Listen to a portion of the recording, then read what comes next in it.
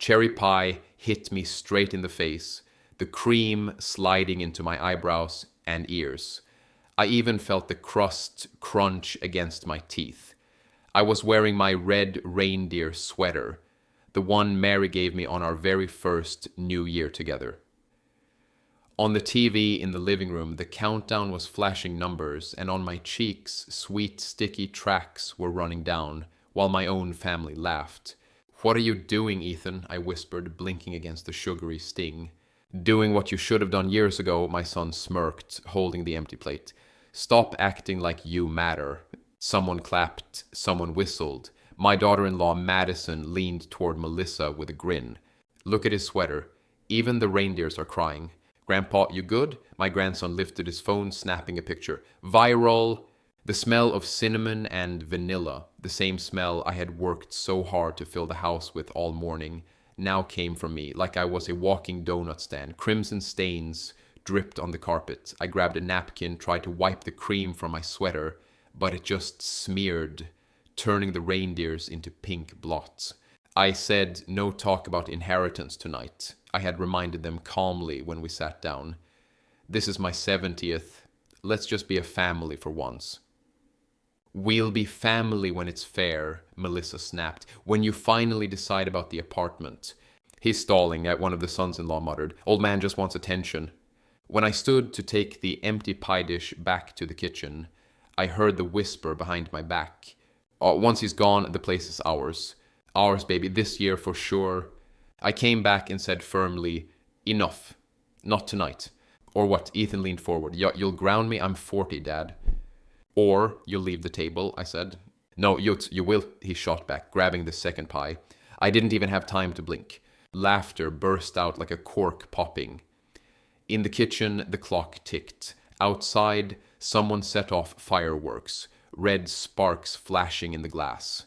I stood in the doorway of my own living room, in my red sweater with reindeers covered in sweet foam. And suddenly it went silent. That silence when you realize you've just been thrown out of your own celebration without anyone moving a chair. If you've ever felt that sticky, bitter sweetness, when your own family treats you like you're nobody, stay with me. Hit subscribe. Tell me what city you're listening from. Tell me what you would have said in my place, because I'll tell you what I did next, and why that pie was the very last thing they ever got from me for free. I woke up that morning earlier than usual. The kitchen was still dark, only the hum of the old fridge and the ticking of the clock on the wall keeping me company. When I switched on the light, it buzzed before glowing full. My red reindeer sweater lay folded on the chair, stretched out at the sleeves from years of wear. Mary gave it to me on our first Christmas together. I kept it carefully, like a piece of her that never left. I boiled water, dropped a spoon of instant coffee into my chipped white mug, the one with a faint crack near the handle. When I stirred, the spoon rattled against the porcelain louder than I expected. The smell of bitter coffee rose, filling the room. I sat down, listening to the creak of the wooden chair under my weight, staring at the tiled floor where one tile had a spider crack through the middle.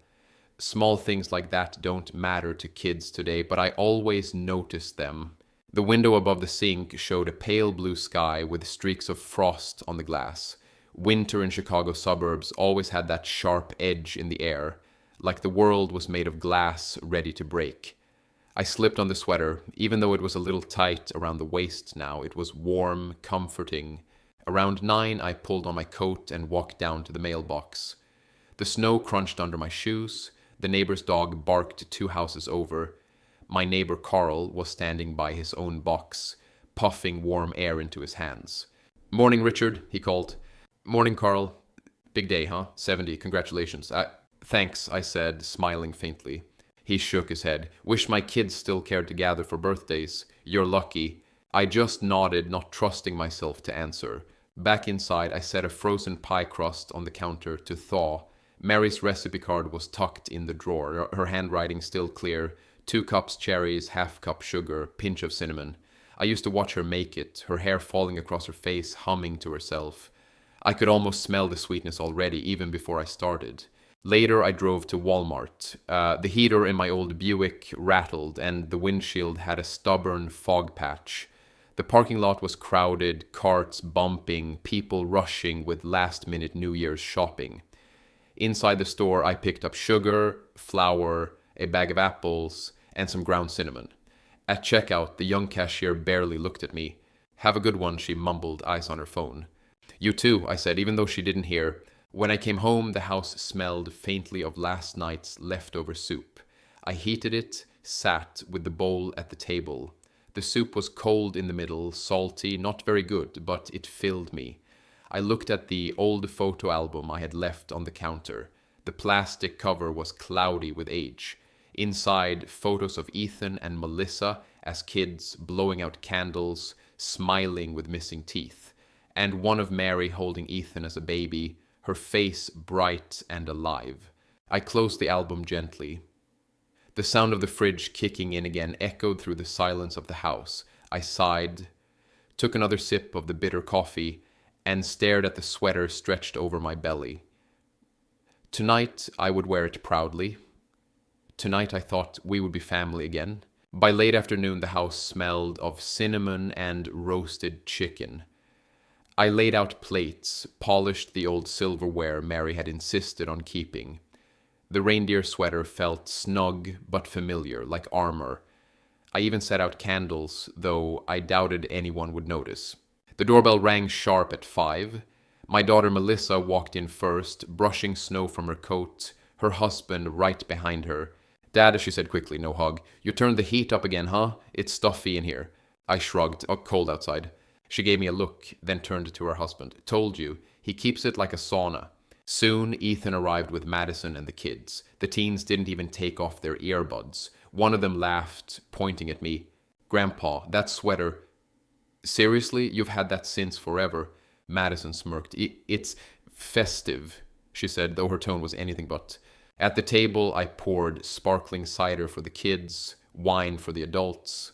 Happy 70th, Dad, Ethan said, raising his glass. Big number. Guess that means... What? Retirement from everything, huh? Melissa snorted. He's been retired for years, just sitting in this house. Laughter spread thin across the table. I tried to smile, but my chest tightened. While carving the chicken, I heard the low whisper between Ethan and Melissa. Apartment's worth at least 300. Yeah, but the market's rising. If he passes soon, we'll split it. I set the knife down harder than I meant to. They looked up, pretending to smile. You okay, Dad? Ethan asked, voice syrupy.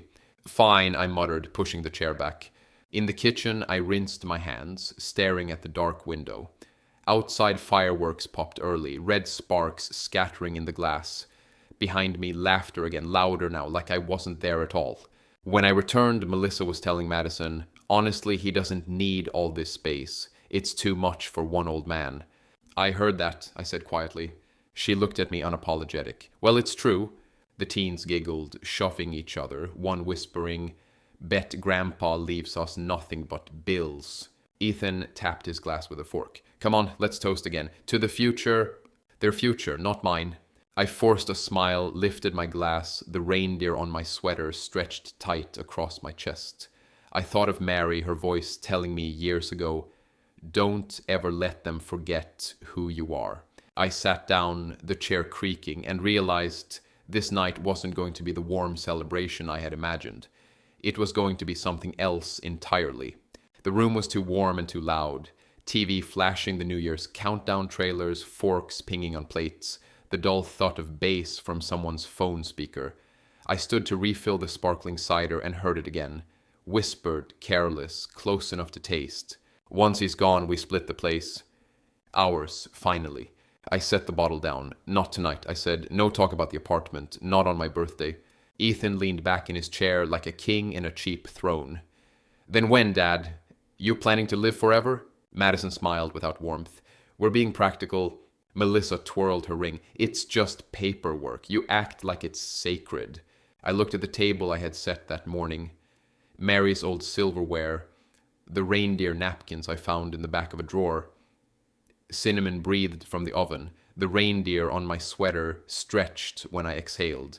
Sacred? No, I said, but mine, and we're a family. We can eat one meal without counting what I leave behind. The teens snorted. One of them tilted his phone and filmed my sweater like it was a museum exhibit. Grandpa, you still wear that thing? Vintage? Be nice, Madison said, but her grin stayed. Ethan tapped his glass with a fork. Fine, a toast. He stood, clearing his throat. To the future, to moving forward. Melissa, to using space efficiently. Laughter, it spread and died and left a film on the room. I tried to cut the chicken, but my hand tightened on the knife. The blade squeaked against the plate. Dad, Ethan said softly, stop making this weird. We're trying to help. By measuring me for the grave while I'm carving, I put the knife down. Eat. 10 minutes of clatter, clink, small bites of small talk. Then the little cuts started again. So who's on the deed, technically? Yeah, Melissa asked the heir. Technically, Madison said. He could just sign a transfer tomorrow and be done with it. Tomorrow, Ethan echoed, like the word tasted good. I stood, took plates to the kitchen, ran the tap. I could see them in the reflection of the dark window, heads close, eyes on each other, shoulders leaning. Not on me. Fireworks cracked somewhere down the block. Red light flickered across the glass. I wiped my hands and went back. Pie time, I said. Cherry Mary's recipe. Mary's gone, Ethan said. We're here. The room cooled 10 degrees. Even the TV seemed to hush. I felt the sweater press against my ribs. Don't use her like that, I said. He shrugged. Don't use her to stall. I placed the pie on the table. The crust held a shine, sugar caught in the cracks. People leaned closer. The teens lifted their phones again. Looks dry, Madison murmured. Grandpa probably forgot the butter, the boy snickered. Enough, I said. Slices first for the kids. Ethan's hand shot out and landed on the knife. I'll cut, since I'm the one who has to cut through all your denial.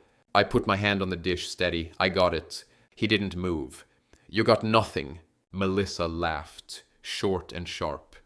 We're not monsters, Dad. We're just planning. Stop being dramatic. Planning my absence, like I said, while I'm buying you dinner. A beat. Then Ethan leaned in, close enough that I could smell the cologne I bought him last year. You don't decide everything anymore, he said. You don't get to sit there and act like a king. You're a tired old man in a sweater that should have been thrown out a decade ago. The teens gasped, delighted. Madison put a hand to her mouth like a stage actor. Melissa looked at the pie, then at me. Give him a break, she told Ethan. A pause. After dessert. I started to pull the dish back to the safe middle of the table. Ethan slammed his palm down on the rim. The pie shuddered. Cream bobbed. Cherries bled over the edge. Or what? He said. You'll ground me? I'm 40. Or you'll leave my house, I answered. My voice didn't shake. I heard that and was surprised it didn't. Silence came tight as a drum. TV lights flickered. Somewhere a fork clinked to the floor. Ethan smiled, small and poisonous. No, he said, you will. He reached not for the knife this time, for the pie. Fingers under the tin, a casual grip like a joke he was about to tell. Ethan, I warned. Relax, he said. Wait, we're celebrating. He lifted the pie, and then, without a breath between, he drove it into my face. The tin scraped my cheekbone before I even felt the cream. Cold, sticky, then burning from the sugar in my eyes. Cherries burst against my sweater, bright red on bright red, seeping into the knit. The reindeers looked drowned. For a second the room froze, then came the explosion, laughter, sharp, overlapping, ugly. Did you see that? Oh my God, look at his face. Grandpa's gone viral. Phones came up, flashes. The teens were shouting over each other. Post it, post it. Happy New Year, Grandpa. I blinked through cream thick in my lashes. My breath pulled in the smell of sugar and crust, heavy and wrong. Madison leaned back, laughing into her hand. Melissa shook her head, but she was smiling too. Ethan stood there, arms folded, chest puffed. See, he said, now you get it. You don't belong at the table anymore. I pulled a napkin, tried to wipe my eyes. The cream smeared, warm now from my skin, sticking in clumps. My sweater sagged, wet and heavy. The chair creaked when I sat down. No one helped. No one moved. Dad, Melissa said finally, voice light as glass, don't take it so hard. It's just a joke. A joke, I repeated. The word felt like stone in my mouth. Ethan smirked. You've been the punchline for years. Tonight just made it official. The laughter ebbed, not gone, just waiting. The TV flicked to fireworks, Times Square blazing. The sound of cheering crowds poured into the room, but in my ears it was muffled, far away. My own family's voices were closer, sharper, cutting deeper than any noise outside. One of the teens raised his phone again. "Say cheese, Grandpa." The flash burned white. I stood, slowly, pie crust sliding down my chest. No one stopped me. No one called my name. The hallway smelled of wax from the candles, of roasted meat, of cinnamon that should have been warm but now just turned my stomach. In the bathroom mirror, I saw a man I barely recognized. Cream dripping from his hairline, sweater soaked and sagging, eyes rimmed red from sugar burn. Behind me, the house roared with voices, laughter spilling down the hallway. I leaned on the sink, breath rough, and thought, so this is it. This is how they see me, not a father, not a man, just a joke in his sweater. I pulled the towel down, wiped once, twice, the cloth coming away red and white like war paint. And in that silence, I knew something had shifted. They thought the pie ended it. They were wrong. It was only the beginning. I didn't go back to the table. I grabbed my coat, sticky with cream on the sleeves, and walked out into the night. Fireworks were cracking above the neighborhood, kids screaming on the sidewalks, but I couldn't hear it right. My ears were full of the sound of my own breath, harsh in the cold air. The drive was short, but it felt endless. I didn't want to go home because home was where they sat, laughing, eating the food I cooked, still talking about what would be theirs. So I pulled into a roadside motel. The neon sign buzzed, half the letters out. Vacancy, always vacancy. Inside, the clerk didn't even look at me. He slid the form forward, eyes still on the tiny TV behind him. I signed, hands shaking from the cold, from the shame, from everything. The key was plastic, number 12 scratched. Up the stairs, he muttered. That was it. Room 12 smelled of bleach and old cigarettes. The light flickered before holding steady, buzzing like a trapped fly. I dropped my coat on the chair, sat on the edge of the bed. The blanket was thin, patterned with flowers faded to ghosts. The mirror showed me what I didn't want to see. Cream still crusted in my hair. The reindeer sweater stiff with sugar stains. I took it off slowly, the fabric heavy, clinging. Underneath, just a thin t-shirt, cold against my skin. I wanted to cry, but nothing came, only silence, broken by the drip of the faucet in the bathroom. Drip, drip. I lay back on the bed, staring at the ceiling. The TV in the next room was loud, some sitcom laugh track, the same hollow laugh I had just left behind. I closed my eyes, but the image of Ethan's smirk wouldn't go away. His voice replayed, sharp as glass. "You don't belong here anymore." Morning came gray through the thin curtains. My head pounded, mouth dry with the taste of sugar still lingering. I rinsed my face in the bathroom sink. The water was icy, the pipes rattled. I put on the sweater again, even though it stank. It was all I had. By noon, I found myself in a diner off the highway. Vinyl booths cracked, the floor sticky. The smell of burnt bacon and old grease clung to the air. A waitress with tired eyes set a mug in front of me without asking. "Coffee," she said, already turning away. I wrapped my hands around the mug. They were shaking. The coffee was lukewarm, bitter with a metallic tang, like it had been sitting on the burner all morning. I drank anyway. Around me, truckers talked, a baby cried at the counter, but no one looked at me. To them, I was just another old man killing time. I opened my wallet. The leather was worn thin, almost soft from years in my pocket. A few bills, a driver's license with a face that didn't look like me anymore. My hands trembled as I counted the cash. Enough for gas, for another night maybe, not much else. I sat there long after the cup was empty, staring at the cracks in the table's surface, listening to the hum of the fridge behind the counter. And for the first time in years, I thought, maybe they're right. Maybe I really am nothing. By evening, the motel walls were closing in. The air smelled of bleach and damp carpet. The same drip-drip of the bathroom faucet gnawed at me like a clock I couldn't turn off. I couldn't sit still anymore. I pulled on my coat, the sweater still sticky underneath, and stepped outside. The cold hit like a fist. Wind slid down the empty street, carrying bits of trash, rattling them along the gutter. My breath came out white, and I watched it fade as if even that didn't want to stay with me. I walked with no plan, just following the dim line of streetlights. One burst flickered, then went dark. The silence after was heavier than the wind. Houses stood dark, curtains drawn, families inside with warmth and laughter I couldn't hear but could imagine. I thought of my own house just a few miles away, full of my children, my grandchildren, still laughing, maybe rewatching the video of the pie. My humiliation passing from one phone to another, a joke sent in group chats. My hands were cold, stiff. When I shoved them into my pockets, I felt the soft wallet again, thinner now after the diner. I pulled it out under the yellow glow of a street lamp. My fingers trembled as I opened it. A few crumpled bills, my driver's license photo, eyes hollow even there. I stared until the wind nearly tore it from my hands. I shoved it back, chest tight. I sat down on a bench outside a closed bus stop. The metal was freezing, biting through the coat. Somewhere far off, a dog barked once, then silence. I could hear my own heart, and the ticking in my ears felt like those motel clocks counting down to nothing. I remembered birthdays long ago, Mary baking a cake, the kids crowding the table, their faces bright with candles. I remembered Ethan asking me to lift him so he could blow them all out at once.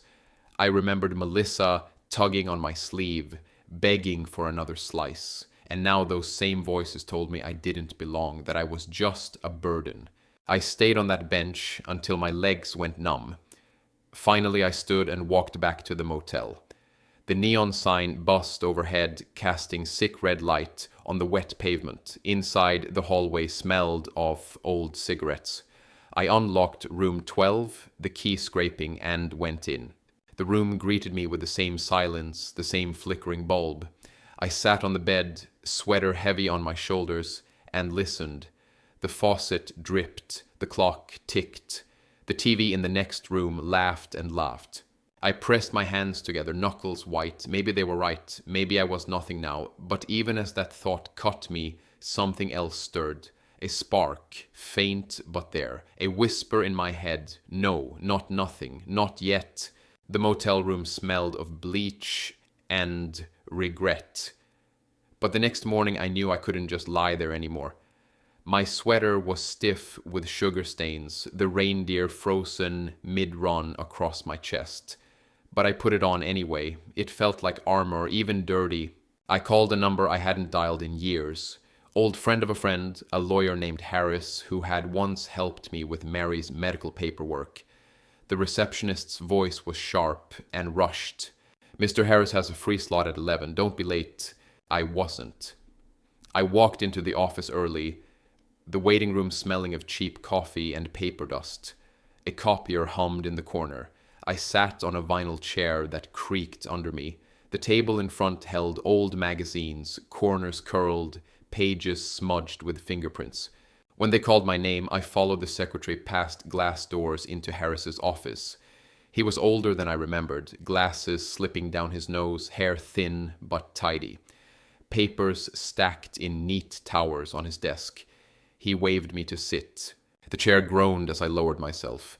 "Well, Richard," he said, adjusting his glasses. "Long time. What brings you?" I looked at my hands. The nails still had faint lines of cherry cream I couldn't wash out.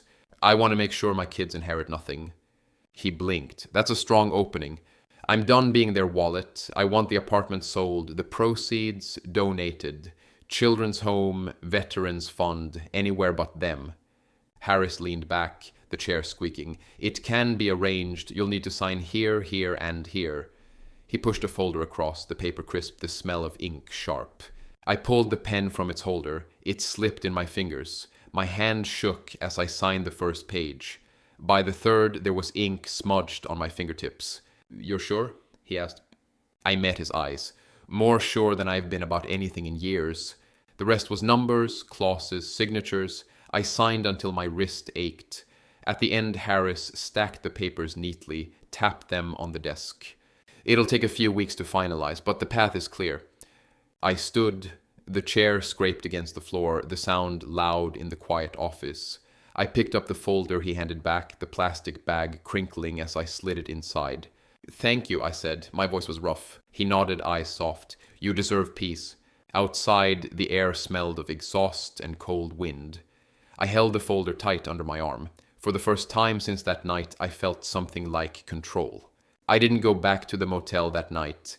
I drove to my house, the one they thought was already theirs. The driveway was empty now, the windows dark. I unlocked the door with the same key I'd carried for 30 years. The lock clicked like always, steady, reliable. Inside, the air still smelled of cinnamon and roasted chicken, but now it was stale, heavy. Chairs still pulled back from the table, napkins crumpled where they'd left them. A fork on the floor, untouched. I stood there a long time listening to the hum of the refrigerator, the tick of the kitchen clock. Finally, I went to the study. The old oak cabinet groaned when I pulled it open. Inside were boxes of papers, folders thick with bills, contracts, letters. I hauled them to the desk, the plastic bag crinkling as I stacked them. Dust rose, dry and sharp, making me cough. I opened the first folder. Mary's handwriting on a utility bill from the 80s, neat loops, blue ink. I touched it with my thumb before moving on. Old tax returns, mortgage papers, yellowed at the edges. Pay stubs from the factory where I'd broken my back for decades, proof of a life worked, earned, saved. Every page reminded me of nights I came home tired, grease under my nails, only to find the kids asleep with full bellies because Mary made sure of it. I'd thought those years meant something to them. Now I saw they meant nothing, just numbers on a page, just property to divide. I stacked what I needed, the deed to the house, the savings account statements, the insurance policies. Each paper slid into the folder with a dry hiss. My hands cramped, the pen marks from earlier still faint on my fingers. I sat back, the chair squeaking loud in the quiet room. On the desk lamp, dust had gathered thick. I wiped it with my sleeve. The light fell yellow over the papers, sharp shadows crossing the desk. I found an old photo tucked between two envelopes. Ethan at 12, holding up a fishing pole, smile wide. I remembered that day he'd begged me to stay out longer, even though rain was coming. I had. I gave him my jacket when he was cold. I held the pole with him when the fish pulled too hard. He'd laughed, soaked, and happy. I set the photo down, face down. The stack of documents grew. Plastic binders snapped shut with a hollow click. My wrists ached, my back ached, but I kept going until everything was ordered, every paper in place. When I finally stopped, the house was silent, but for the tick of the living room clock, midnight. I stood, folder under my arm, and turned off the lamp. The house fell into darkness. For the first time, I wasn't thinking about what they said to me. I was thinking about what I was going to do to them. The next morning, I walked into the bank with the folder under my arm. The glass doors hissed open, and the cold outside was replaced by dry, recycled air from the vents. It smelled faintly of paper and cleaning spray. People stood in line with checks and envelopes, shuffling, murmuring about bills. A baby cried in the corner while its mother bounced it impatiently. I stood behind an old man in a flat cap, in front of a young woman scrolling her phone. No one looked at me, just another customer, another body in the queue. The hum of the air conditioner filled the silence, broken now and then by the number machine beeping. When my turn came, the teller was young, maybe 22. His tie was crooked, his face pale from the screen glow. He smiled, but his eyes didn't care. "How can I help you today, sir?" I slid the folder across, the plastic bag crinkled. "I want to close a joint account and transfer the funds." He blinked at the papers, flipping through them. "Do you have authorization?" "It's mine," I said firmly. "All of it. Every signature is mine." The boy looked again, nodded quickly, and began typing. The keys clicked sharp, the monitor light flickering on his glasses. My heart pounded with every key stroke. "Where do you want the funds transferred?" I handed him another sheet. "Here, separate account, new, in my name only." He tapped, nodded, printed papers. The printer whined, hot ink filling the air. I signed again, my hand steady this time. By the third signature, the pen left a smear on my fingertip. I rubbed it against my palm, leaving a faint blue mark. The teller stacked the forms. All right, Mr. Anderson, the old account is closed. The new one is active. Balance has been moved. That's it? Yes, sir. He gave a small nervous smile. Have a nice day. I picked up the folder, the plastic hissing in my grip. For a second, I stood there staring at the marble floor, the polished counters, the people waiting in line. None of them knew what just happened, that in one quiet transaction, I had cut the rope my children thought was tied around me. Walking out, the winter air slapped me sharp and alive. I felt taller. The folder pressed against my ribs like a heartbeat. Back at the house, I laid the papers on the kitchen table. The same table where Ethan had laughed, where Melissa had smirked, where they had measured me for the grave. I smoothed the forms flat, my fingertips leaving faint smudges. The reindeer on my sweater stared up, crusted with old stains, but I didn't take it off. I brewed coffee, the bitter smell filling the kitchen, and sat down. The clock ticked, the fridge hummed. For the first time, the silence wasn't heavy, it was mine. That night the house was cold and still. I didn't bother with the lights in the living room. Only the glow of the laptop screen lit the kitchen table. The hum of the fridge was steady, like background drums. Outside, the wind rattled the loose gutter, tapping against the wall in uneven beats. I opened folders one by one. Insurance policies, deeds, bank transfers. Each document I scanned into digital form, the scanner light sliding green across the page. Files stacked on the screen, neat rows of proof. Every click echoed in the quiet room. Halfway through, I dialed Harris. It was close to midnight, but he answered on the second ring, his voice low, steady. You're moving fast, Richard. I don't have time to wait. He paused. They'll be shocked, furious. That's the point, I said. They need to learn the difference between family and parasites. We went over the last steps. Confirmation of sale, donation paperwork, notarized signatures. He promised drafts by morning. I thanked him, my voice flat but sincere. We hung up. I leaned back in the chair, the wood creaking loud in the silence. My hands were ink-stained, fingertips smudged blue. I rubbed them together, the skin dry, paper dust clinging. The coffee mug by my side was cold, the bitter liquid metallic on my tongue. I drank anyway. For a moment I sat still, staring at the dark window. My reflection looked back, an old man in his stained sweater, but his eyes were sharp, alive. The humiliation of that night still burned, but beneath it there was steel. I thought of Ethan's smug grin, of Melissa whispering about my death, of Madison filming me with cream dripping down my face. I let the anger sit, let it carve me clean. No more pleading, no more waiting. By 2 a.m. I had everything in order. Papers stacked, signed, scanned, emails sent, bank balances checked. I shut the laptop, the click sharp as a gun cocking. In the quiet that followed, the house finally felt mine again. Mine and no one else's. I stood, stretching my stiff back, and walked through the hallway. The floor creaked in familiar spots. In the living room, the reindeer napkins still sat crumpled from the party, untouched. I picked one up, the paper brittle, stained with cherry. I crushed it in my fist and dropped it into the trash. Tomorrow would be different. They thought they had laughed at me for the last time, but tomorrow the laugh would be mine. The first call came on a Tuesday evening. I was sitting at the kitchen table, the lamp buzzing faintly above me, the papers stacked in neat piles. Outside, the rain tapped steady against the window, drops sliding down like thin silver lines.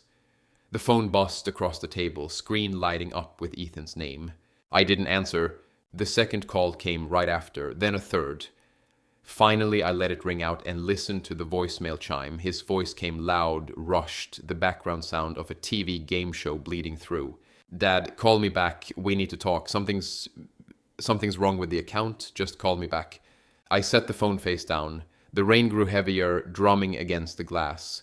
The house felt colder, a draft sneaking under the front door. I pulled the sweater tighter around me and leaned back in the chair.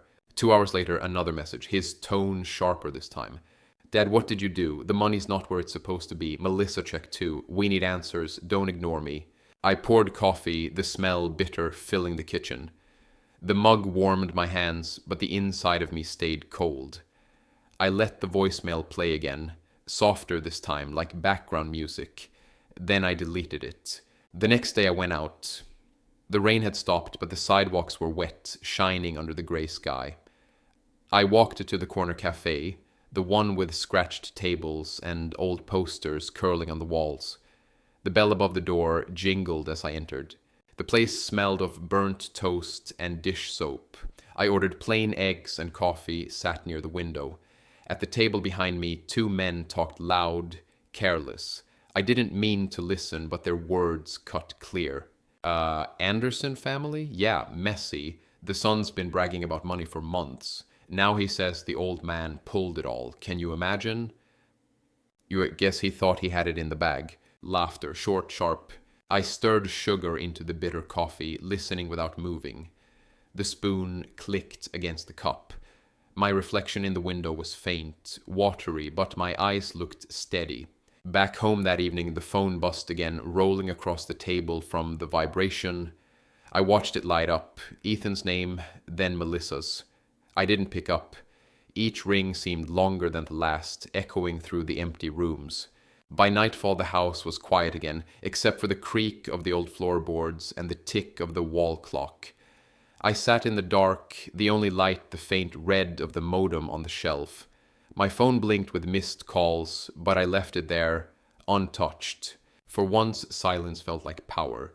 It was Thursday evening when I heard the tires screech outside. Headlights cut across the living room wall through the blinds, sharp white stripes. A car door slammed, then the rapid staccato of heels on the wet pavement. The knock on the door rattled the frame. "Richard, open up right now," Madison's voice shrill, already rising. I stayed in the kitchen, mug in my hands, the coffee long gone cold. The rain had started again, light at first, tapping against the window. The draft pushed in under the door, carrying the smell of damp leaves. She pounded again, harder. "I know you're in there. You think you can just play games with us? With Ethan? With your own family?" Her perfume seeped in before she did, cheap and overwhelming, like synthetic flowers drowned in alcohol. I could almost taste it through the door. I didn't move. The phone buzzed on the table beside me, Ethan's name flashing again. I let it ring. Madison kept shouting, "You're making a mistake. You don't know what you're doing with that money. You can't just take it. It was meant for us, for the kids." Her heels clicked on the porch as she shifted, the sound sharp in the night. The rain grew heavier, drops hitting the metal gutter with a hollow clang. "Richard," she screamed, "answer me. Don't make us come back here with lawyers." A door opened next door. My neighbor Carl stepped out, pulling his jacket tight. His dog barked once, then again. "Everything all right, Richard?" he called over the fence. His voice was calm, but I could hear the curiosity underneath. Madison snapped back before I could answer. "Mind your business." Carl frowned, shook his head, and went back inside. His door clicked shut. I finally stood, walked slowly to the hall. Madison's shadow moved behind the frosted glass window of the door, her perfume thick in the air. She kept muttering, her voice high and cracking. "He can't do this. He can't—" I placed my hand on the doorknob but didn't turn it. Instead, I whispered to the empty house, "Yes, I can." She pounded once more, then silence. A pause. The sound of her heels retreating, splashing through puddles, the slam of the car door, and the engine roaring to life. Tires squealed as she pulled away, the red glow of taillights fading past the window. The house settled back into quiet. Only the tick of the clock and the steady drip of rain from the gutter filled the air. I sat back at the table, phone buzzing again, and this time I laughed, low, dry, bitter. Every ring, every shout, every threat only proved one thing. They were starting to feel the fear. By Friday, the phone wouldn't stop. It buzzed on the kitchen table, on the nightstand, even when I carried it into the bathroom just to see the screen light up in the mirror. Ethan, then Melissa. Then Ethan again. The messages piled up. Dad, pick up. We need to fix this. Don't ignore me. I know what you did. You can't just cut us out. It's illegal. Melissa's voice followed hours later, softer but sharper. Dad, please, we can talk. We didn't mean it like that. You know you can trust me more than him. Don't let Ethan screw this up for all of us. I sat in the living room, the phone vibrating on the armrest beside me. I didn't touch it. The rain streaked down the windows and a cold draft moved through the cracks in the frame. I pulled the sweater tighter, the reindeer still stiff with old stains. The sound of the television drifted faintly from a neighbor's house, laughter tracks echoing through the walls. When Melissa called again, I let it play on speaker. Her voice filled the empty room. Dad, you're scaring us. Ethan says the accounts are locked, the money's gone. Tell me you didn't... She broke off, muffled voices behind her, Ethan shouting something I couldn't make out. Just call me back, she finished and hung up. I leaned back, eyes closed. The house ticked and sighed around me, the radiator clanging once, the rain dripping from the gutter outside. Every unanswered call was a stone I stacked on their backs. Let them feel the weight. That night I walked into the kitchen and found the phone buzzing again, screen glowing on the table. I picked it up this time, looked at Ethan's name. My thumb hovered over the green button. I could almost hear his voice already, fast and desperate. Instead, I set it back down, face down, and let it vibrate against the wood until it stopped. The silence afterward was louder than the ring. Near midnight, the house grew colder. I stood at the window watching the street. Rain pooled in the gutters, reflections of the street lamp trembling in the water. Across the way, Carl's light flicked on. I saw him step outside, glance toward my house, then shake his head. He probably heard the shouting the night Madison came, probably wondered what was happening behind these walls. I didn't care. The fewer who knew, the better. I went back to the table, the stack of papers still there, neat, untouched. I ran my hand over them, feeling the raised ink of the signatures, proof that for once I wasn't powerless. The phone buzzed one more time, louder somehow in the quiet house. I smiled to myself, a thin line. Keep calling, I whispered. I'm listening, I just won't answer. The house didn't sound like mine anymore. From the driveway I could hear laughter spilling out through the windows, the clink of glasses, music coming low from a speaker. For a moment I stood in the dark, the winter air sharp in my lungs, watching the light glow warm from behind the curtains. My house, but their party. I pushed the door open slowly. The smell of roasted meat and wine hit me first, layered with perfume and cologne that didn't belong here. Voices overlapped, fast and careless. He said the realtor thinks it's worth even more now. Don't worry, Dad's too soft, he'll cave in the end. By next year it'll all be settled. I stepped into the hallway, hung my coat on the rack. No one noticed at first. They were too busy laughing, toasting, telling each other lies about futures that weren't theirs. The dining room was crowded, Melissa at the head of the table, wineglass raised, her husband smirking beside her. Ethan pacing near the fireplace like he owned it, his voice carrying above the others. Madison perched close, nodding, whispering in his ear. The kids lounged with their phones, recording, laughing at nothing. The chandelier buzzed faintly overhead. Candles burned low on the table, wax dripping onto the cloth. Plates half finished, wine stains blooming red like wounds. Ethan slapped the back of a chair and shouted over the noise. And to the future of this family. Glasses lifted, clinking sharp. Liquid sloshing, laughter again, louder. And then my step creaked against the wooden floor. The sound cut through everything. Heads turned, laughter thinning into silence. Forks paused midair, a bottle tilted, but not poured. I walked in slowly, the reindeer sweater stiff with old stains under my coat. My shoes tapped against the floorboards, steady, deliberate. Dad? Melissa's voice cracked slightly. She tried to laugh, but it died quick. We didn't know you were coming down. I looked at the table, the food I bought, the house I built, the people I raised. All of it, theirs in their minds already. Ethan smirked, recovering first. Well, the man of the hour finally shows up. We were just talking about plans. I didn't answer. I walked to the empty chair at the far end of the table. Every step echoed. A fork slipped from someone's hand and clattered onto the floor, loud in the sudden quiet.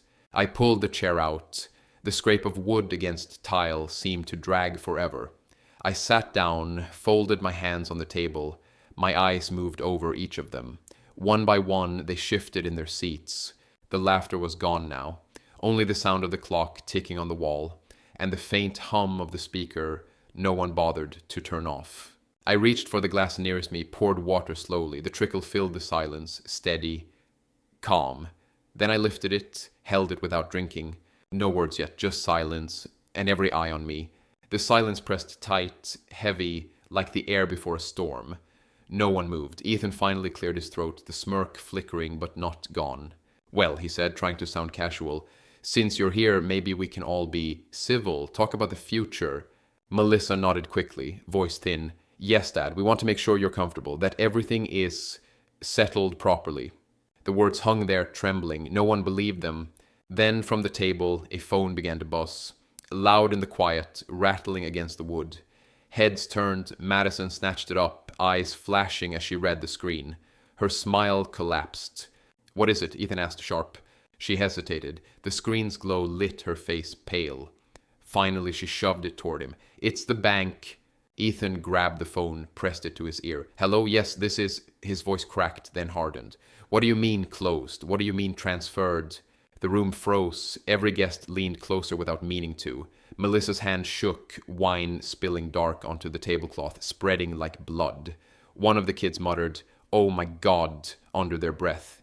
Ethan's face reddened. "That's not possible. He can't..." He stopped, his eyes cutting toward me, wide now, sweat glistening on his forehead. "He can't do that." The call ended. His hand trembled as he set the phone down, the screen face up, glowing like a wound. "Dad," Melissa whispered, what did you do?" I didn't answer. I reached for the water again, lifted it, drank slowly. The swallow echoed in my ears. Ethan slammed his fist on the table, dishes jumping. "Tell me, what did you do?" The guests shifted, whispers spreading like fire. Forks scraped plates. Someone's chair legs screeched against the floor. The chandelier above hummed, swaying slightly from the vibration. I set the glass down gently, my hands folded again, steady. For a long moment, I just looked at them. At Ethan's clenched fists, Melissa's pale face, Madison biting her lip, the children staring wide-eyed, their phones forgotten. Then I spoke, calm, low, each word cutting through the noise. "You wanted me gone, so I gave you what you asked for." No one breathed. I let the words hang until the room leaned forward to catch the next breath. Then I reached down, opened the leather folder I had set by my chair, and laid it on the table with a quiet, final sound. Paper slid over linen, crisp, heavy, edges squared like a blade. Contracts, notarized letters, bank confirmations, the deed transfer, donation receipts with fresh blue stamps that still smelled faintly of ink. I didn't push them across the table, I didn't need to. I just fanned them slowly so each page flashed its headline in the candlelight. Notice of sale, wire confirmation. Deed, grantor, Richard Anderson. Beneficiary, Children's Home of Cook County. Veterans Relief Fund, received. Melissa made a sound in her throat, small, like a hiccup caught wrong. Madison reached first, but her fingers hovered, not daring to touch. Ethan snatched one page up and scanned it, his lips moving. He flipped to the signature line, then to the notary seal, then to the date. His forehead shone slick under the chandelier. "This is fake," he said, but his voice frayed on the last word. "It has to be." "It isn't," I said evenly. He grabbed another sheet. "You can't just... You don't have the right to... My name is on every line that needed it," I said, "and not on a single one that didn't." Madison finally pinched a donation receipt between two fingers, as if touching it might burn. Wine bled farther across the cloth near her elbow, seeping into the seam. She didn't notice. You sold it?" Melissa whispered, eyes locked on the deed. "The apartment? You sold the apartment?" "I did," I said. "Escrow closed this morning." "To a stranger?" Her voice rose and cracked. "To some stranger?" "To a buyer who paid in cash," I said, "like a market price, above ask, a good offer. I accepted." Ethan slammed the paper down. The crystal rattled. Somewhere to my left, a fork slipped from a plate and hit the floor, metal ringing on tile. No one moved to pick it up. "You're out of your mind," he said, but the fury in his face was threaded with something softer, rawer, panic. "You're senile. This is elder abuse. Someone made you." "No one made me," I said. "You did years ago, without lifting a finger. Tonight just finished the job." He took a step back like he'd been shoved. "This is illegal," he repeated, but weaker. "You can't give away what's supposed to be ours." I folded my hands. "Supposed to be because you spoke it out loud at my table? Because you measured my life in square footage and closing costs? You mistook patience for permission. That's not on me." A murmur broke along the sides of the room. Guests glanced at each other, at the papers, at me. Someone whispered, "Oh my God," not loud, not dramatic. Just the sound of a person understanding the ground had moved under their feet. Madison leaned toward Ethan, voice a thin whistle. "Fix it. Tell him to reverse it. Make him." He didn't look at her.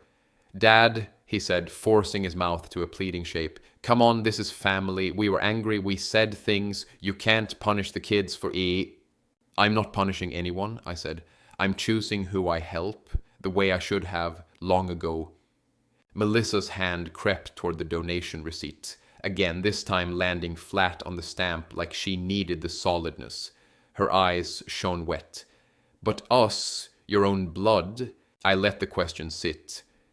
In the silence, the speaker in the corner burped a low bass note, then fell quiet. The chandelier hummed. Wax dripped, slow and fat, down the candle. I could hear someone breathing too fast. I could hear my own heartbeat, calm, measured, like footsteps on a long road. "Blood," I said at last. "Blood is supposed to carry warmth, not take it." Ethan lunged for another document, eyes devouring lines he couldn't undo with a stare. "There's got to be a way. We'll take you to court. We'll—" "Try," I said. "And when you do, this room will remember the pie. The videos on your phones will remember it. The neighbors will remember her screaming at my door." I nodded toward Madison without looking. "You have given me more witnesses than I could have paid for." At the end of the table, a guest shifted and knocked a glass. Wine toppled, rolled, spilled a dark ribbon across the white cloth and over the edge, pattering on the floor. No one moved, no one breathed. I slid one last page to the top of the stack. The notary seal winked. "Last will and testament, revocation." Updated, dated, signed. "You were never promised my future," I said. "Only invited into my present. You laughed at both." Melissa's lips trembled. She looked smaller suddenly, the sharpness gone from her face, the old little girl of another life, peeking through panic. "Dad," she said, "please." I reached for my glass of water again, took a slow sip, set it down. The sound of the rim meeting the table was as loud as a gavel. Behind Ethan's anger, sweat traced a line down his temple. He wiped it with the back of his hand, leaving a smear. His chest rose and fell too fast. He stared at me, and for the first time all evening, he didn't look like a king in a cheap throne. He looked like a boy who had just realized the game wasn't stacked for him after all. "What did you do?" he asked again, but now it wasn't a demand. It was a question a person asks at the edge of a cliff. Toes over the dark. I finally listened. I said, "Whack it to what you told me without words." I leaned back. The chair creaked, honest and old. My hands were steady on the table. The papers lay where I'd placed them, a map of decisions that had already come true. No one laughed, no one filmed. Someone's phone lit up with a new notification and then went dark, like a star falling behind clouds. The party was over. They just didn't know how to stand up yet. The table was no longer a table. It was a battlefield, papers scattered like shrapnel, wine bleeding across the cloth like blood, forks and knives clattering as if weapons had been dropped. Ethan's fist hit the wood again, rattling plates. "This isn't over," he shouted, his face red, sweat dripping. "We'll fight this in court. I'll drag you through hell if I have to." Melissa snapped, her voice breaking. "Oh, stop pretending you ever cared about Dad. You pushed him harder than anyone." "Me?" Ethan spun on her, his finger jabbing the air. "You're the one who poisoned him against us. You've always been jealous, whispering in his ear, trying to take more than your share." "That's a lie," Melissa cried. She lunged for one of the papers, but Madison slapped her hand away. Don't touch it, Madison shrieked. It's your fault. You're the one who laughed the loudest that night. You're the reason he snapped. Don't try to act innocent now. Melissa's cheeks burned crimson. She slammed her palm flat on the table, the plates jumping. At least I didn't throw the damn pie. The words shot like a bullet. The guests gasped. Even the children froze, wide-eyed. Madison's face twisted, pale, exposed. "Shut up," she whispered. "Shut up." From the far end of the table, one of the grandsons muttered under his breath, almost without thinking, "You said he wouldn't last another year anyway." The silence that followed was thick, suffocating. All eyes turned to him. His phone slipped from his hands and hit the floor with a hollow clack. "What did you just say?" I asked, my voice calm even. The boy's lips trembled. Nothing, I didn't." Melissa's head whipped toward Ethan, eyes wide with horror. You talked about this with them?" Ethan stuttered, rage boiling. "Don't you dare put this on me." He turned back to the boy, his voice like a whip. "You idiot, why would you say that out loud?" The boy shrank, eyes wet. The room cracked with new chaos. One of the guests stood suddenly, pushing their chair back so hard it scraped loud across the tile. "I can't watch this," she whispered, and hurried to the door. The slam echoed behind her like a verdict. Melissa collapsed into her chair, sobbing, while Ethan grabbed at the crumpled documents again. He tried to rip one, but his hands shook too badly. Madison clawed at his arm. "Don't. You'll make it worse." "Worse?" Ethan barked, his spit flecking across the table. "What could be worse than this?" Another chair toppled, hitting the floor. Wine splashed across the rug, dark blotches spreading. The chandelier above bust, one bulb flickering. Through it all I sat still, my hand steady around the glass of water. I lifted it, drank, and set it down with a soft click. The sound was louder than their screaming. Finally I spoke, quiet, cold. "Do you hear yourselves? This is what you were always hungry for. Not family, not love, just scraps from a table you never built." Melissa's sobs turned to hiccups. Madison's chest heaved, her perfume sour in the hot air. Ethan, sweating and shaking, slammed both hands down and leaned across the table, his face inches from mine. "What did you do?" he howled, his voice breaking. I leaned back slowly, my chair creaking. My coat hung on the rack by the door, waiting. I let the silence stretch until even their breath sounded guilty.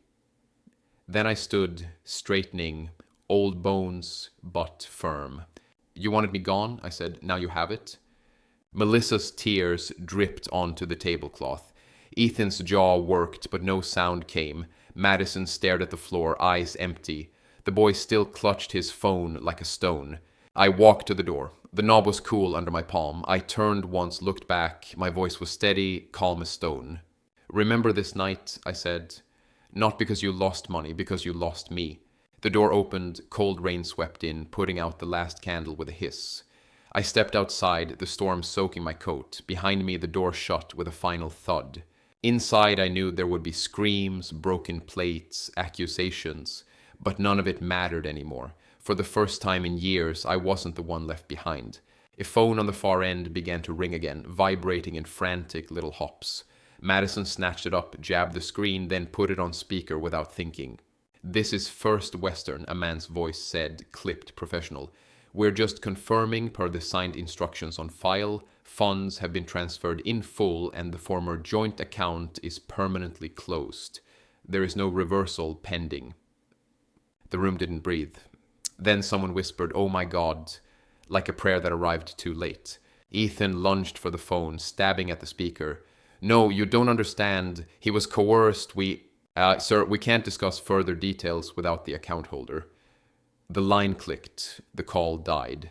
The silence it left behind felt like a door sealed on wet paint.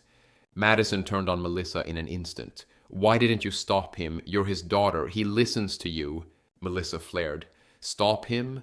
You were the one hissing in Ethan's ear. You lit the match."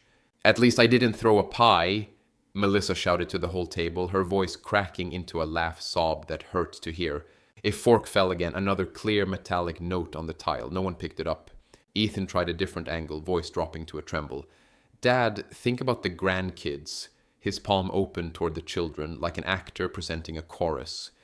You'd take their future for a joke? For one night? From the kids' side, the youngest swallowed and spoke without looking up. It wasn't one night, he said to the table, not to me. You told us last week to keep our phones ready. If Grandpa gets dramatic again, film it. Ethan spun. Shut your mouth. The boy flinched. His phone, slick with sweat, slipped and thudded onto the carpet. The screen lit, and for one mutinous second a clip autoplayed. The kitchen, earlier in the evening. Ethan's voice, low and clear. If he starts with the emotional stuff, just shove the pie. He'll stop. Madison lunged. Give me that. She grabbed for the phone. Melissa blocked her. They collided, a choked scream, a wine glass overturning. Red bled across the cloth over my donation receipt, dripping slow from the table's edge, tapping onto the rug. A guest by the window stood up so fast the chair skidded hard. I can't watch this, she said again, louder, and slipped past Ethan's shoulder.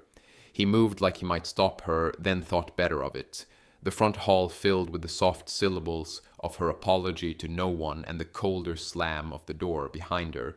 The chandelier flickered, the room dimmed, then steadied. The wax on the nearest candle overran and spilled onto Melissa's knuckles. She hissed and shook her hand, tears streaking black under her eyes. Carl's porch light blinked on across the street. Through the lace of the dining room curtain, I caught his shape-shift in the window. A knock sounded a moment later, polite but firm, from the front door. Everything okay in there, Richard? He called. The noise in the dining room froze on contact with his voice. Ethan half turned his head and barked toward the hallway. Mind your business. Sweat rolled down his temple. He wiped it with the back of his hand, leaving a shine. I didn't raise my voice. We're fine, Carl, I said. Thank you. A pause. The neighbor's porch light went dark again, like a stage cue pulled. Madison was still clawing toward the boy's phone. Delete it now. He shook his head, shoulders hunching. Mom, I don't... Give it, Melissa snapped, grabbing the device. On the screen, the paused frame showed Ethan's hands, his smirk half in shot, the pie in the background waiting. Evidence wasn't a judge, but it didn't need to be. Ethan's bravado cracked outright. He scraped the wet hair back from his forehead, tried to square his shoulders, failed. Dad, please, undo it. You can fix this tonight. Call whoever you called. His chest rose fast. I'm your son. You're my son, I agreed, a title you used like a crowbar. Madison, voice gone thin and knife-bright. You'll die alone for this. I already told you, I said. I did that in your laughter. Another glass toppled and exploded on the tile, shards skittering. Someone cursed softly. Someone else sobbed without sound. The air in the room had gone hot and sour, but a thin draft snuck along the baseboards, lifting the edge of the tablecloth like a breath. I reached for the water again. My fingers didn't shake. I took a long sip, set the glass down. The soft click rang out like a bell. Harris chose that moment to call. My screen lit with his name. I let it ring once and answered it on speaker, eyes on Ethan. Everything filed, Harris said, his voice a cool blade. Donation receipts acknowledged, public notice posted, deed recorded. I'll send final PDFS, but it's all done. Thank you, I said. Congratulations, Richard. He hung up. The small sound of the call ending might as well have been a judge's gavel.